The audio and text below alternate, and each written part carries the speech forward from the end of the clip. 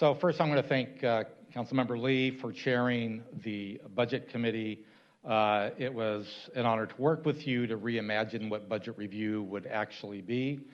And, I'm not going to hang on a success sign, but I think it was a remarkable change, and I think it was ultimately very productive. And only a wonky policy guy like me would look at Friday morning and say, historic, unprecedented, that the council was able to sit down with more public input and have an open discussion about our priorities. And I can see in the language that you have put before us, capturing those things that might have been difficult or awkward to find out what each of the council offices' priorities might be in that.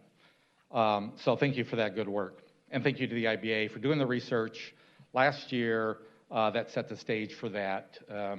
You all never fail to take on every time we ask you for a new task. And as you've already heard, I'm going to give you another one, but I'll let you kind of relax and recover. It is also, I think, remarkable to reflect on the budget is never static. It is constantly evolving. What we saw in the proposed budget, which a lot of people didn't like, was based on the best available information that we had in April.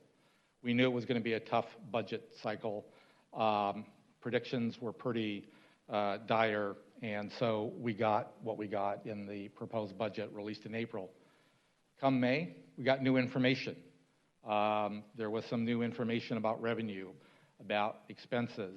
And we had the tremendous input of the public in that conversation, and what we saw was a lot of stuff put back in the May revised.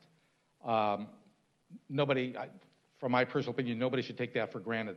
Those were hard decisions as well, because so many things had been cut.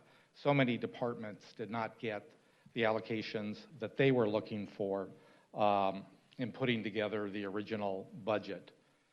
And then fast forward a little bit, we now come up to the IBA assembling the council's perspective and trying to put that together and getting out the sharpest pencils and digging deep into the couches and in City Hall to find money and where we could cut without compromising city services in a very thoughtful and deliberate way. Which leads us to where we are today. I will repeat something that I've mentioned. Two things before I launch into the budget conversation. One, I don't want to lose sight of the fact that between the April budget and the May revised, that it really represents a sea change in how this city is acting. It represents a change in what the mayor said he wants this city to be. It represents a change in what this council says wants City Hall to do. The downside of that is that it was buried in a lot of department jargon. And it was really hard, I think, for us as a council and even for the public to discern how much had been embedded. You care about equity, it's buried, but it's in there. You care about climate action, it's buried, but it's in there. You care about climate equity projects, it's in there already. It's not in the buckets that we normally look at, but it's all in there. And I don't want to lose sight of what a tremendous shift the city has gone through from where we were 4 years ago, say. So I want to take a moment and recognize that. A lot of trauma out in the community, a lot of questions. How are we going to solve some very, very difficult problems from the January 22nd to the historic underinvestment? The other thing I want to point out, and this might come across a little snarky, but I want you all to pay attention to something. We had an opportunity to make changes, right? When you look at those changes, you clearly saw a lot of stuff. I don't see any signs like I saw Friday. You saw a lot of stuff you liked. But you know what you didn't see? You didn't see 1 penny asked for stormwater maintenance. You didn't see 1 penny asked for stormwater CIP. And time again, stop getting mad at the mayor and get mad at us. Because when the push comes to shove, we don't ask for stormwater. We ask for parks, we ask for libraries, we ask for housing, we ask for homelessness, but we don't ask for stormwater. Okay, I'm going longer than I had imagined, so bear with me, Council President. So one question I have, and I think Ms. Bizak's in the audience, the IBA's report talked about finding funds for intersection improvements, and I found the language a little bit confusing. I want to make sure that the allocation there is really going to be used for quick build, low cost improvements at those those intersections that have the most incidents and the most accidents. And maybe it's not Ms. Bizak, but whoever can build that, because it's called out, I think, in the summary charts, but not in the text. Good evening, council member, not good afternoon. Bethany Bizak, Transportation Director. Yes, I'm joined by Rania Aman because we jointly share in this in terms of developing the projects and the Vision Zero commitments here. So yes, the extra funding certainly will help us to address some of the intersections that are of need. When we looked at the available funding that the IBA had found, we think one of the best ways to utilize that is for projects that aren't currently fully funded. So there are a few allocations where Rania and I have jointly looked at that where we think they make the most sense to get those projects across the finish line and to be able to get them fully constructed. So I'll turn it over to Rania for some of those opportunities.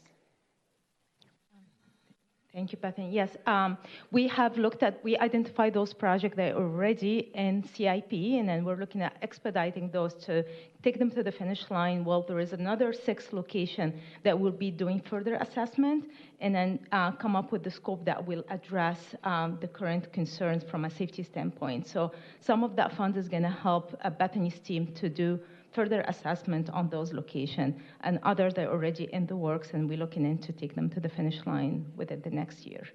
So folks have identified, I have never really looked into it, 6 or 7 intersections that have the highest accident rates. You've already done a lot of those. There were a total of 15 locations, right. Yes. Some of them in the CIP, and then there are 6 that are not in the CIP that we were going to do further assessments on them. Okay, and so how much, for the 785, I think it is, how many intersections are we going to fix? I'm going to put you on the spot. There is a 6 project that currently in the CIP that we will be taking them to the finish line and funding them. Okay. Okay, thank you for that. That was really important to me, not to just dump it into a bigger project that needs funding as well. But so thank you for that. I appreciate a lot of questions that Councilmember Whitburn stated and got answers to. So the one question I have is that caused me a little bit of heartburn was the allocation of the permanent local housing allocation that had been previously allocated to something else. How do we backfill that if and when we need that? Can anybody answer that? So currently, the $5.3 million in PLHA funds that you just mentioned, that's being set aside for the Kettner and Vine tenant improvements. That's part of what is set aside. Okay, so for those of us that are supportive of that, when that time comes, how do we backfill? So, Council, we're not getting too far into the weeds of confidential discussions. There is a question as to whether or not that full amount would be needed for improvements at the site, as a potential deal for that site may include other contributions towards those improvements. And additionally, and I would ask Councilmember Lee to respond to this, there is the identification on that final page of $3 million from the closure of Golden Hall and expected savings, which presumably could backfill some of the PLHA dollars if they end up being needed for improvements. It's a tentative place, right? Because negotiations are ongoing. I don't want to disclose things that shouldn't be disclosed. Sure. No, it's a delicate thing. But since it was raised by one of our colleagues, I want to make sure that nobody thinks that there is anything that undermines the effort that is in the pursuit of that. Whether it manifests itself or not is still an open question. That's why we have item number 2 on the additional non-general fund allocations. But I don't want anybody to misinterpret that. It's certainly not my vote. Others can speak for themselves.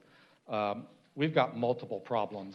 And as Councilmember Whitburn says on a regular basis, and I appreciate that, we have a very vulnerable population that we have to do something that I think can be very humane if we do it right. And I know we've got a great team that could do it right. Again, still up in the air, still conversations going on. I want to make sure my position on that is clear. And with that, I'll close by saying thank you to the IBA for the work that you did. I want to thank the mayor's office for both the April and the May revised. I want to thank Councilmember Lee and your staff that got this to us just in the nick of time. And a lot of work went into it. And as everybody has said already, not everybody's going to get everything they want. And I will leave it at that. Thank you, sir. Thank you, Thanks for Council the extra President. time. Thank you, Council President Pro Tem.